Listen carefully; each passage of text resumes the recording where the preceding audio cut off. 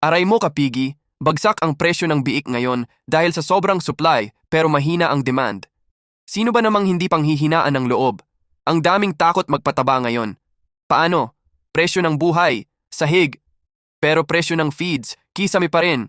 Dagdag mo pa ang baha ng imported pork sa merkado na lalong pumapatay sa galaw ng local market natin. Ang ending, si Juan na nagbabanat ng buto sa babuyan araw-araw, pikit mata na lang na nagbibilang ng lugi o nag-aabang kung kailan babawi. Mapapaisip ka na lang talaga kung itutuloy mo pa ba o isasara mo na ang kulungan.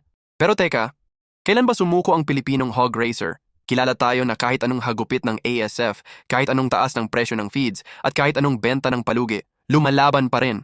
Dahil alam natin ang isang gintong panuntunan sa pagbababuyan, ang merkado ay parang gulong, hindi laging nasa ilalim. Kung sino ang matira at magtiis sa panahong matumal, sila ang unang aani ng swerte pagtuntong ng peak season. Habang mababa ang demand, ito ang oras para magdiskarte. Ayusin ang biosecurity para walang sakit na pumasok. Maghanap ng alternatibong pakain o i-negotiate ang kontrata sa mga lokal na mamimili. Huwag nating payagan na ang imported ang tuluyang kumatay sa kabuhayan natin. Tangkilikin natin ang sariling atin, ang sariwa at ligtas na karning lokal. Kaya sa lahat ng backyard racers, sa mga commercial farms, at sa bawat pamilyang umaasa sa babuyan, isang mahigpit na yakap sa inyo.